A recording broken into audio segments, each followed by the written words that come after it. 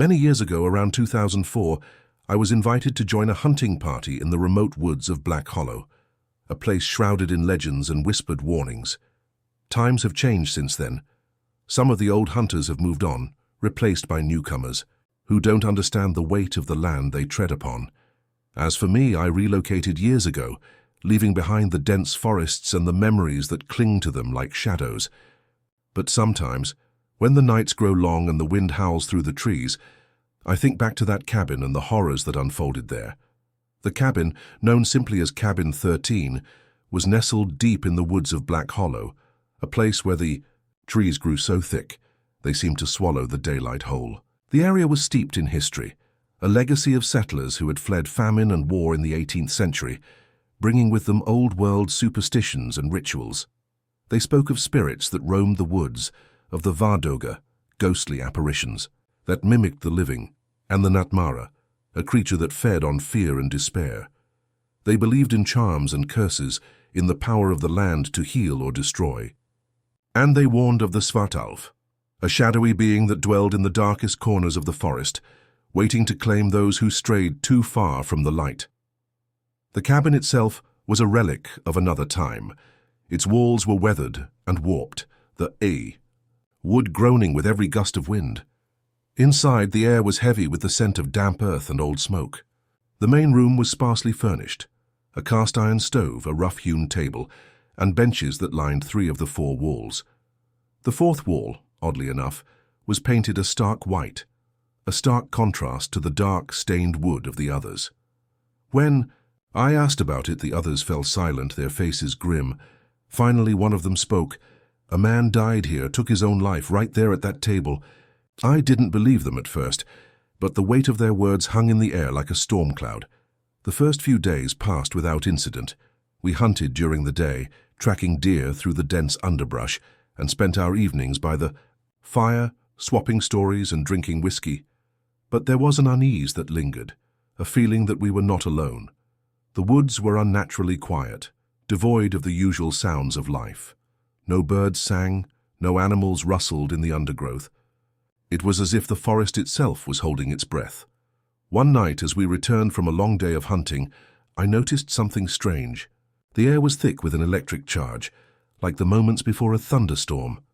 I brushed it off as exhaustion, but as I lay in my bunk that night, I couldn't shake the feeling that something was wrong.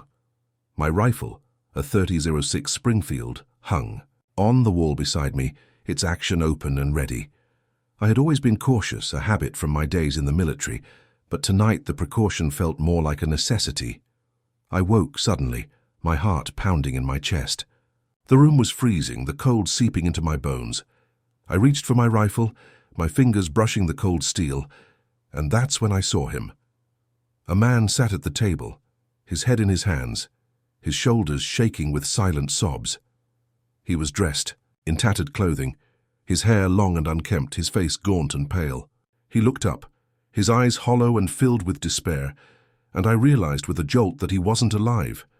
He was a ghost, a remnant of a life long gone. I froze, my breath catching in my throat. The man stood, his movements slow and deliberate, and walked toward the door. It swung open on its own, the hinges creaking loudly in the stillness. He stepped outside, disappearing into the night, and the door slammed shut behind him. The room was silent once more, the only sound the rapid beating of my heart. The next morning, I told the others what I had seen.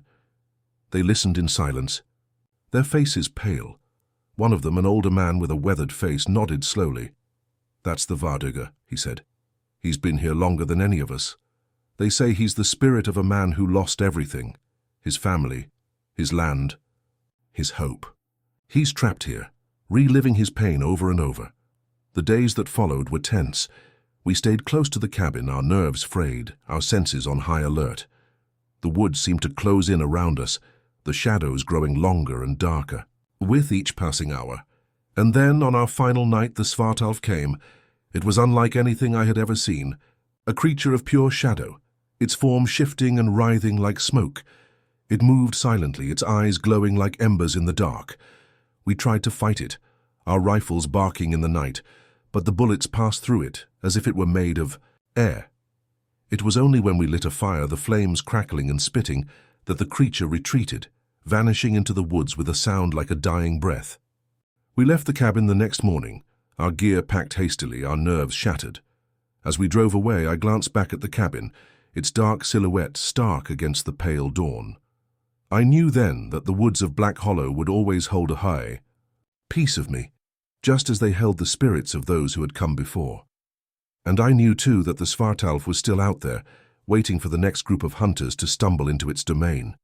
The woods are alive, not with the sounds of life, but with the echoes of the past. And sometimes, if you listen closely, you can hear them calling,